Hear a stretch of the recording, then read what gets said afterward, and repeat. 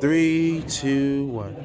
Hey guys, Cedric here with my good friend Chris? and we are at illustrious Carlton Game Day for New Jersey. And today, my friend Chris here is giving you his lovely Majesty Lord? blaster deck for premium. So hope you guys enjoy. And my good friend Chris, take it away when you're ready. First things first, what you normally run in the deck, obviously 4 copies of Majesty Lord Blaster. If you need to know what he does, Vanguard, Rearguard.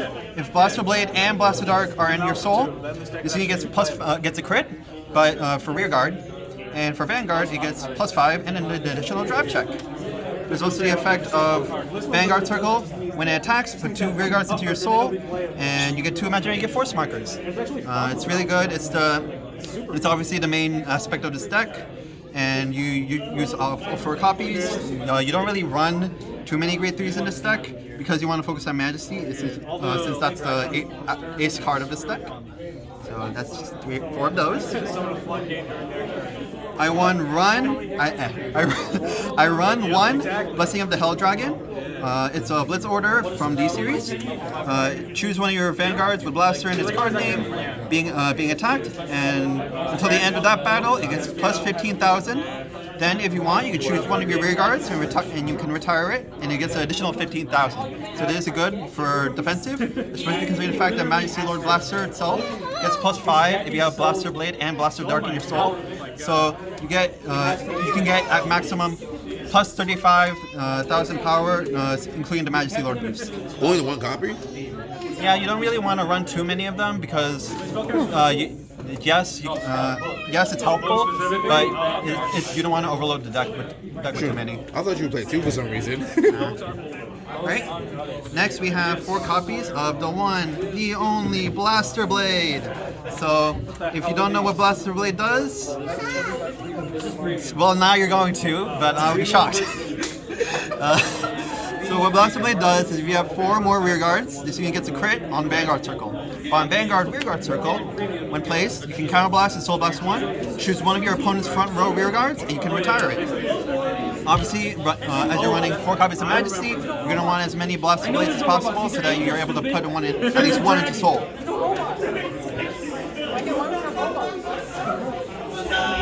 Next, I run 4 copies of Blaster Dark. Now, for this one, when this unit is placed on Vanguard or Rearguard, you can counterblast 1, choose one of your opponent's rear guards, or your opponent chooses one of their rear guards and retires it.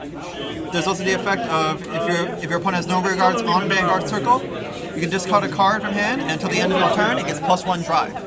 So you run 4 of this so that you can get more chances with Majesty.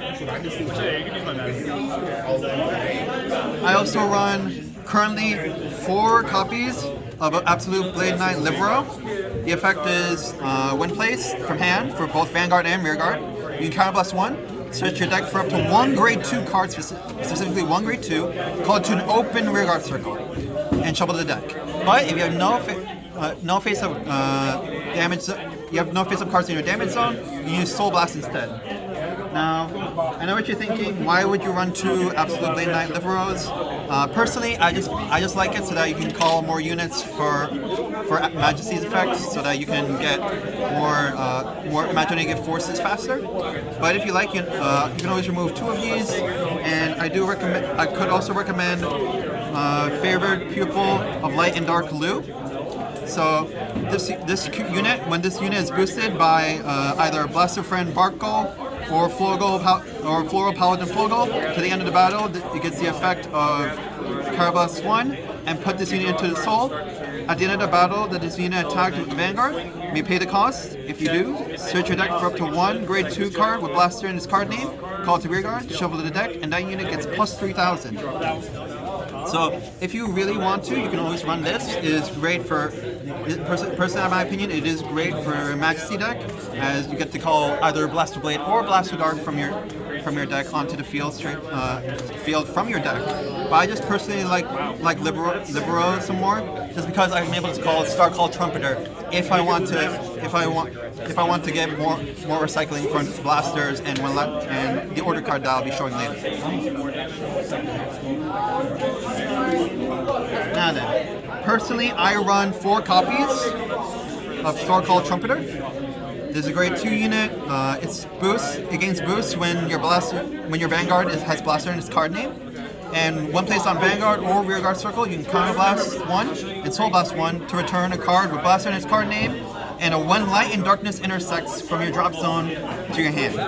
So this is great. It's good. It's a grade 2 that can technically boost so long as your Vanguard's blaster, which majority of the time you're going to. And I personally just like to have this card for recycling, and it's good. Next, I run 2 copies of When Light and Darkness Intersects. This is the order card that comes with the deck, with the Majesty Lord deck.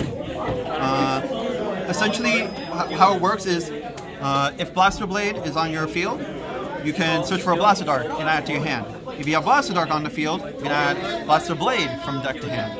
But if you have both on the field, both Blaster Blade and Blaster Dark, you can get Majesty Lord Blaster, reveal it, and add it to your hand. So it's always a great searcher. You can technically you add it to hand with Star Call Trumpeter, and I personally like to use it for the search, obviously. For a little tech, I like to add Rising Knight Belta. At the end of battle, it attacked the Vanguard, Soul Blast 1. Turn any number of cards with blaster in their card name from your hand, from your Rearguard and drop zone to your deck, and shuffle it. If you return a total of 3 or more, put this unit into your soul and draw 2 cards. So it's always good to just to have the ability to draw more, especially if you don't have any more Star Called Trumpeters. You can always use this to recycle more of your blasters. Next, on to grade 1s. Personally, I run 4 copies of Wingle Brave. This is essentially your blaster searcher, as on Vanguard and Rearguard. When it attack or the attack it boosted hits a Vanguard, look at the top 7 from the top of your deck. Reveal up to 1 card with blaster in its card name from among them.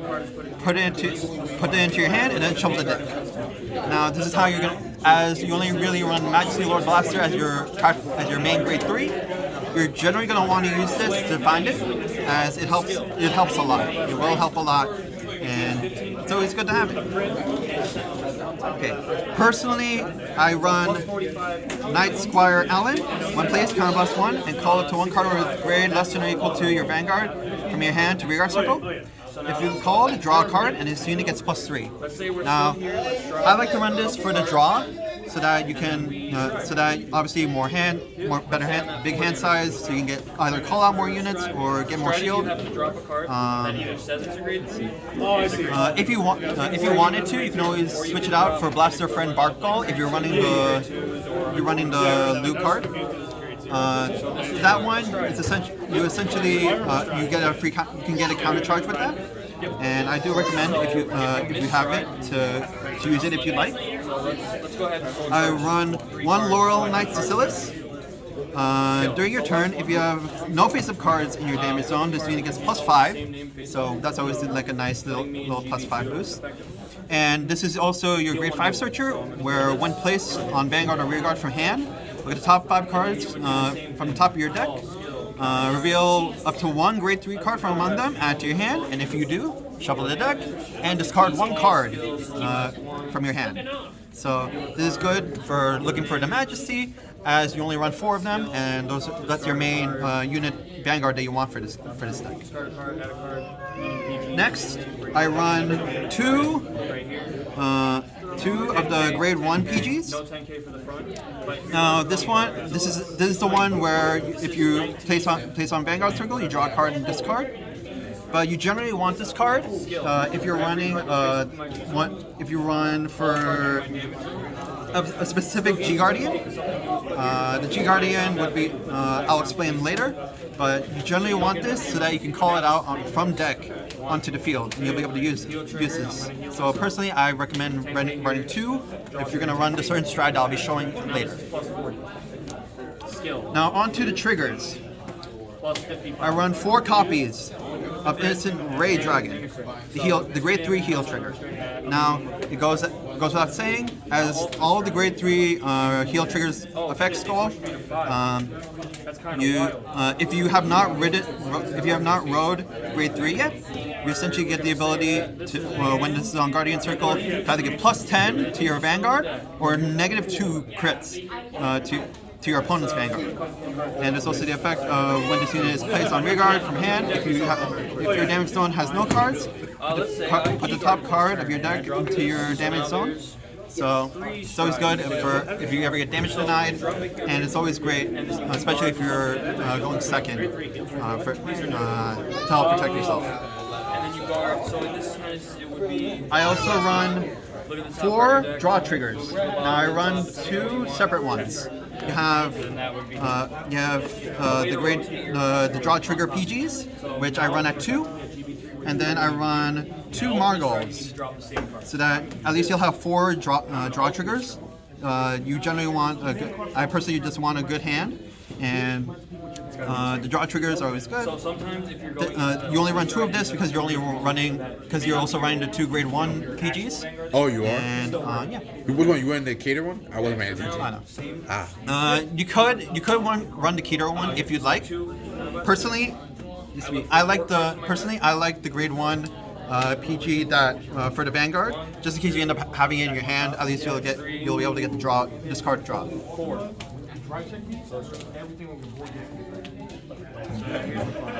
So you call 2. Next,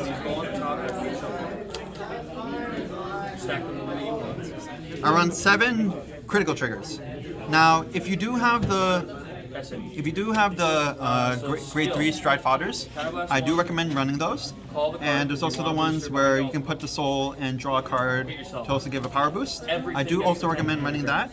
But if you do run the loot engine, I would recommend running Floral Knight Flogel, where at the end of the battle, your unit named Blaster Blade attack the Vanguard. You may pay the cost of Counterblast as 1. If you do, choose up to one of your units named Blaster Blade on rearguard, stand it, return this unit to your deck, and shuffle your deck. So I would recommend this if you're running Loot to activate the effect, but it's also great for a Blaster Blade restand. That would be around 100,000. Now, we also run the Overtrigger. I personally like the Keter Overtrigger, primarily because it's more drop checks. Yes, you can run the one where it gives essentially double the 2 different sets of the power. But I always like to run this one just because you get the more trigger checks. Therefore, you can get more power, or you can get more shield if you need it. And then we run a little Glime over here for the little starter. Generally, you can run multiple different ones, but I personally just like Glime because he is the boy, in my opinion. Or this is the good doggo. Next, we'll go into the Stride. Now, I run 2 Holy Dragon Crystal Luster Dragons. They are the main Stride that I like to use. There we go. Essentially, what it does is act skill, turn something face up, and then you'll gain the abilities of the heart card. So you'll gain the same abilities of Majesty Lord Blaster, where you get an additional +5 if you have Blaster Blade and Blaster Dark in your soul. The additional crit, and since it's +1 drive, this will give you quadruple drive. So it's great. And then let's not forget the GB3, where if you have 3 or more grade 2 or greater units, including the Vanguard, when your opponent would guard from hand, they must guard with 3 or more from hand. So it's great. Think about it. You have essentially +5, a crit, quadruple drive, and you must guard with 3 or more if you guard from hand. So it's great, and I highly recommend running this one. Next we have, Next we have Holy Divine Knight Gancelot Peace Saver. This is what you generally want to use for flipping face up with Crystal Luster. As for the G-Zone effect, during your turn if this card is face up, all of your rear guards will Blaster Blade in its card name, get resist. So personally, I like to use it for the cost of the crystal luster, but if you ever need to, you can always run it. The main effect is when this unit attacks, if you have a hard card with Alfred or Blaster obviously being Majesty, in its card name, you can pay the cost, and until the end of that battle, this unit gets +1 drive. Then, if you have a face-up card in your G-Zone, this unit gets +1 critical. Next, I run 2 copies of Divine Knight of Twin Absolutes, Saint of Twin Sword. This is good for later on in the game where you have more face-up cards in your G-Zone. But always be careful. Make sure if you see the video before, if you saw the card fight for this deck, you have to be careful with how many grade 2s you have in your deck. When it attacks a Vanguard while boosted, counter +1 and turn a card from your G-Zone face up. Search your deck for up to 2 grade 2s cards, call them to rear, and shuffle your deck. When your rear guard is placed from the deck, that unit gets +5 until the end of the turn for each face-up card in your G-Zone. So this is great, especially if you want multi-attack, as you can swing with both columns over here. You swing with this while it's being boosted, and then let's say you had to, and then you can call, let's say, the 2 lose, and then you just swing at them. You get +5 for every single one in your face up in your G-Zone. Now we go on to G Guardians. Personally, I run 3 copies of Little Great Sage Marin. This is what you generally want to use for the grade 1 Guardian. Let's see if we get the. Okay, there we go. There we can see it. So when this unit is placed on Guardian Circle, if you have a Vanguard with Alfred or Blaster in its card name, Soul +1, search your deck for up to 1 grade 1 or greater card, call it to Guardian Circle, and it gets +5,000 shields until the end of that battle. Then shuffle your deck. So you generally want to run this with the grade 1 PG, as you can just call it straight. You can call it straight from the deck, since it's just one place on Guardian Circle. You have the ability to just discard a card and just get a perfect guard straight from the deck. Now, if you want, you can run the Keter perfect guard. It's also good, and I personally do recommend using that one if you would like. If, for example, you're low on hand, and so you'll be able to just PG for free. And finally, we have Holy Beast. We have the Holy Beast G Guardian, where GB1 choose a face down G Guardian from your G Zone and turn it face up. When this card is placed on Guardian Circle, if there's a rear guard in your front row, you may pay the cost. If you do, this unit gets +10,000 shield until the end of the battle. So this is at max a 25,000 G Guardian, and I do recommend using this if you do eventually run out of the grade 1 PG. And if you'd like, just remember to hit that like button and subscribe. Thank you so much.